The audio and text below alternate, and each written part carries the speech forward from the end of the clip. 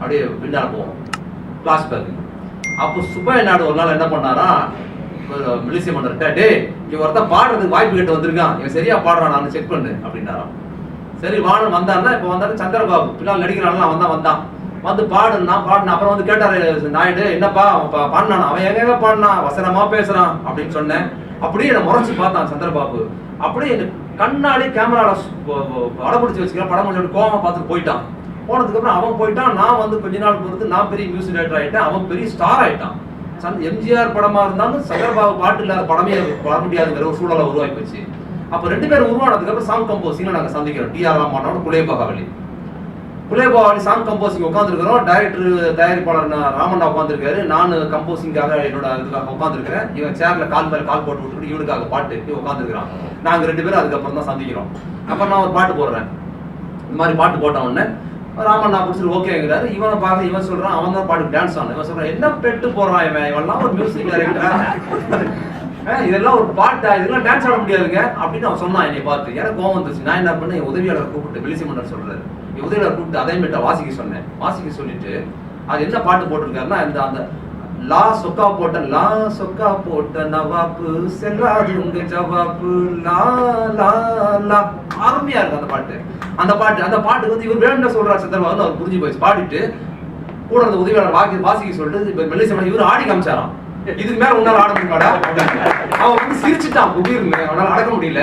அப்பவே எங்க 2 பேரும் காதல் பிறந்துருச்சு. நாங்க அதுல இருந்து நண்பரா இருந்தோம் அப்படின்னு. இப்போ அவங்க 2 பேருக்குள்ள ஒரு இந்த மாதிரியான ஒரு உறவு நட்புல கண்ணதாசனுக்கு அப்புறம் பாத்தீங்கன்னா சந்திரபாபோட நெருக்கமா இருந்திருக்கிறாரு. அது மட்டும் இல்ல, சந்திரபாபு பத்தி சுவாரஸ்யமான தகவல் சொன்னாரு. ஒரு முறை என்ன பண்ணிருக்காங்க, 2 விஷயம் சொன்னாரு. கவிஞர் கண்ணதாசனை குறித்தும் 2 பேரை பத்தி ஒரு செய்தி சொன்னாரு. ஒருத்தர் வந்து காலையில சூரிய உதயத்தையே ஒருத்தர் பார்த்ததே கிடையாது. இன்னொருத்தர் சாயங்காலம் சூரிய அஸ்தமனத்தையே பார்க்க மாட்டாரு. சூரிய உதயத்தையே பார்க்காதது சந்திரபாபு, சூரிய அஸ்தமனத்தையே பார்க்காதது கண்ணதாசன் அப்படின்னாரு. இவங்க 2 பேருமே பிளாட் ஆகிடுவாங்க. 4-5 மணிக்கெல்லாம் கவிஞர் கட்டை சாட்சி இருப்பாரு. இவர் 12 மணிக்கு தான் அவர் ஏர்லி மார்னிங் கெட்டப்பு சந்திரபாபு. அப்போ சந்திரபாபு பாகிஸ்தானோட போர் நடந்த போது நிவாரண நிதியை நடிகர்கள் திரைக்கலைஞர்கள் எல்லாம் எடுத்துக்கிட்டு டெல்லிக்கு போறாங்களா ஜனாதிபதியை பார்க்க, கொடுத்துட்டு ஜனாதிபதியை பார்க்க போயிருக்காங்க. இது சீன். ஜனாதிபதியை பார்த்துக்கிட்டு பேசிக்கிட்டு இருக்கும்போது ஒரு நாள் பகல் காட்சி. பகல்ல ஜனாதிபதி பேசிக்கிட்டு, ஜனாதிபதி அவர் ராதாகிருஷ்ணன். அப்ப அவர் வந்து தமிழ்நாடு பேஸ் படிச்சதெல்லாம் இங்கதான், தாமரை கிறிஸ்டியன் காலேஜ் இங்கே தான் படிச்சாரு. அவருக்கு சந்திரபாபு பாட்டுலாம் கேட்டுருப்பார் படத்தில். அவருக்கு சந்திரபாபு பாட்டு ரொம்ப பிடிச்சி. சந்திரபாபு பார்த்த உடனே சந்திரபாபு வந்து நான் தான் சந்திரபாபு, ஐயா இங்க உட்காந்துருக்காங்க, ஆண்டியப்பன் ஐயா உட்காந்துருக்காங்க, அவங்க தான் ஜனாதிபதினு வச்சுக்கீங்களேன். ஜனாதிபதி அவர் என்னை பார்த்து கேட்கிறாரு, அந்த பிறக்கும் போது மழுகின்றான் இறக்கும் போது மழுகிற அந்த பாடலை 2 வரி பாருங்களேன்னு அவர் கேட்கிறாரு. உடனே நான் என்ன பண்றேன், அந்த பாடலை பாடி காமிச்ச உடனே அவர் ஜனாதிபதி பாராட்டுறாரு. ஆஹா என்ன பாட்டு அப்படின்னு சொன்ன உடனே சந்திரபாபு என்ன பண்ணாரா, அடுத்த நிமிஷம் டபால்னு தாவி ஜனாதிபதி மடியில உட்காந்துச்சான். சொல்ற எங்களுக்கெல்லாம் கை காலெல்லாம் ஜனாதிபதி மடியில உட்காந்து அவர் முகத்தை பிடிச்சுக்கிட்டு ரசிகண்ணி அப்படின்னு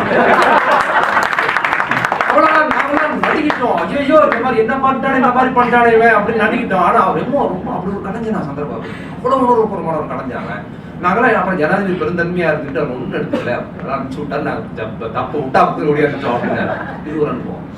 அப்புறம் மறுநாள் தாஜ்மஹாலை பார்க்கறதுக்கு சந்திரபாபு எடுத்து கூட்டு போயிருக்காரு. யாரையும் மெல்லிசை மன்னர். இந்த மாதிரி அதிகாலையில சூரிய உதயத்தின் போது தாஜ்மஹாலை பார்த்தா அழகா இருக்குன்னு சொன்னாங்க. அதனால இவனை எப்படியாவது எழுப்பி கூட்டுட்டு போயிடணும்னு சொல்லி இவனை எழுப்பி கூப்பிட்டா அப்படியே அவனை எழுப்பி நேரா தாஜ்மஹாலை கூட்டு போய் நிப்பாட்டி பார்த்துக்கிட்டு இருக்கோம் நாங்கெல்லாம். இவன் என்கிட்ட கேட்கறான், டே விசு இதுதான் சூரிய உதயமாடா அப்படின்னு. நாங்களாம் தாஜ்மஹால் இவன் சூரிய உதயத்தையே பார்த்து பல வருஷம் இருக்கும், இவன் தாஜ்மஹால் சூரிய உதயத்தையே அப்பதான் பாக்குறாங்க அப்படின்னு ஒரு அவங்களுக்குள்ள அவ்வளவு ஒரு நட்பு, எவ்வளவு மனிதாபிமானி இதெல்லாம் நட்பெல்லாம் இருக்கு. அதுக்கப்புறம் சந்திரபாபோட வாழ்க்கை வந்து சரிஞ்சு கீழே போனதுக்கு பிற்பாடு பொருளாதார ரீதியாக ரொம்ப கஷ்டப்பட்ட போதெல்லாம் அவர் உதவி செஞ்சிருக்கிறார். அதே மாதிரி சுப்பையா நாயுடு குழந்தை கிடையாது, அவர் தான் இவரோட குருநாதர். சினிமாவில் வாய்ப்பு கொடுத்தார். சுப்பையா நாயுடு கடைசி காலத்தில் கஷ்டப்பட்ட போது அவருக்கு ஒரு பாராட்டு விழா நடத்தி பணமுடிப்புகள் கொடுத்து அவரோட கடைசி காலம் வரைக்கும் அவர் மெயின்டைன் பண்ணதும் மெல்லிசை மன்னர் தான் பண்ணியிருக்காரு. ஒரு மனிதாபிமானம் பண்ணிருக்காரு. சந்திரபாபு இவங்களுக்குமான உறவு இருக்குல்ல. அதே மாதிரி வாலி, அவர் கண்ணதாசனை பத்தி இங்க நிறைய பேர் சொல்லிட்டாங்க.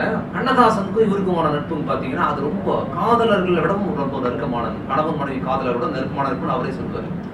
கண்ணதாசன் என்ன பண்ணாரா, என் மேல உண்மையிலேயே பாசம் வச்சிருக்கானா சும்மா நடிக்கிறானா கண்ணதாசனுக்கு ஒரு சந்தேகம் வந்துருச்சான். அவர் என்ன பண்ணாரா, MS விஸ்வநாதன் நான் செத்து போயிட்டு தகவல் விடுங்க அப்படின்ட்டு அப்படியா அவன் என்ன பண்றான் பாக்கலான்னு. இப்ப மெல்லிசை மன்னர் சொன்னாரு. அப்புறம் செத்து போயிட்டாருன்னு சொன்ன உடனே கண்ணதாசனுக்கு இவருக்கு என்ன ஆகி போச்சான், பதட்டம் அடிச்சு வீட்டு முன்னால வந்து கதறி அழுகுறாராம். இவர் ஜன்னல்ல இருந்து பார்த்து ரசிக்கிட்டு இருக்காராம் கண்ணதாசன் நம்ம எப்படி அழுகுறாங்க. அதுக்கப்புறம் வெளியே வந்து நல்ல பரவாயில்லடா டே வேற உண்மையான மோசமா இருக்கு. இந்த அளவுக்கெல்லாம் அவங்க நட்பு அப்படி இருந்திருக்குது. அப்புறம் அதுல இன்னொரு செய்தி என்னன்னா, பட்டுக்கோட்டை கல்யாண சுந்தரம் பத்தி ஐயா எல்லாம் பேசிட்டாங்க. அதுக்கு மேல அது தகவல் நம்ம சொல்றதுக்கு ஒண்ணும் இல்லை. இந்த கண்ணதாசன் கூட இவ்வளவு நட்பா இருக்கிறாங்க, இவ்வளவு அன்பா இருந்திருக்கிறாரு, தொழில் ரீதியா அவ்வளவு இருந்திருக்கிறாங்க, எல்லாம் பண்ணியிருந்தாலும் நட்பை தொழில இன்ஃபுளுன்ஸ் பண்றதுக்கு ஒரு அனுபவிச்சதே இல்லை. அவருக்கான வாய்ப்பு அவர் கொடுக்குறாரு. இவ்வளவு நட்பு நெருக்கமாக கண்ணதாசன் இருக்கும் போதும் தான் கண்ணதாசனுக்கான போட்டியாளரை யாரு சினிமாவில் உருவாக்குறாங்க வாலின்னு பாத்தீங்கன்னா அதுவும் மெல்லிசை மன்னர் தான் உருவாக்குறாரு. அவர் தான் வாய்ப்பு கொடுக்குறாரு வாலிக்கு. படகோட்டிக்கு அவர் தான் பாட்டு எழுதுறாரு. அதுக்கு எம்ஜிஆர் கொடுத்தாரு கூட சொல்லலாம். அதுக்கப்புறம் அங்க ஒரு சம்பவம், இது வாலி பதிவு பண்ண சம்பவம்.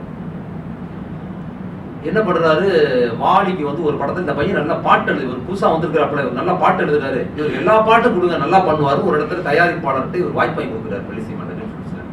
வாலி இந்த மாதிரி கம்போஸ் எப்ப வந்துருன்னு சொன்ன போது வாலி வர முடியல. என்ன பிரச்சனை, வாலிக்கு படுத்த படுக்கையா உடல்நிலை எழுந்து நடக்க முடியாத அளவு படுத்த படுக்கையா எல்லாரும் வாலி. அப்ப இவர் ஒரு ஸ்டார். மெல்லிசை மன்னர் வந்து வாலில சினிமாவுக்கு வரும்போது ஸ்டார். அவர் இசையமைப்பாளர்னா அந்த படம் வியாபாரம் ஆகும். எம்ஜிஆர் படத்துக்கு இசையமைச்சாதான் வியாபாரம் ஆகுங்கிற ஒரு ஸ்டாரான ஒரு இசையமைப்பாளர்.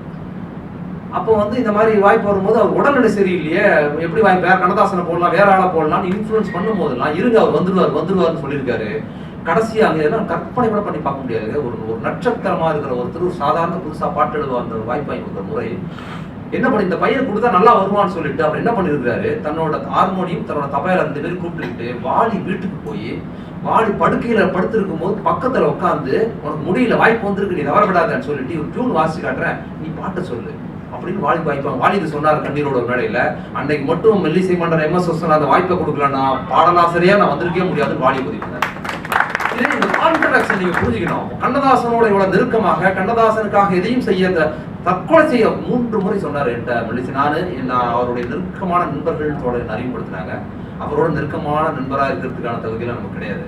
அவர் பத்திரிகைக்காக 2-3 நாள் சந்திச்சேன். ஒரு நாள் பத்திரிகையாக முடிஞ்சதுக்கு பிற்பாடு மற்ற 2 நாள் என்னை வர வச்சு தொடர்ந்து பேசினாரு.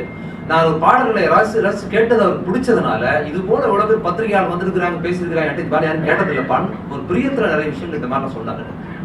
அதுல கண்ணதாசன் இவங்களுக்கான நட்பு இதெல்லாம் உறவா இருந்தாலும் கூட வாலிக்கு ஒரு வாய்ப்பு வாங்கி கொடுக்கறது இதெல்லாம் ஒரு தொழில எவ்வளவு உண்மையா இருக்கிறாரு. தனக்கு தெரிஞ்சவங்க திறமை இல்லாட்டிலும் அவனுக்கு தலையில வாய்ப்பு கொடுக்கறதுங்கிற முறையை மாறி தனக்கு திறமையான ஒரு நண்பர் இருக்கும் போது கூட இன்னொரு திறமைசாலிகளை அங்கீகரிக்கணுங்கிற போக்கு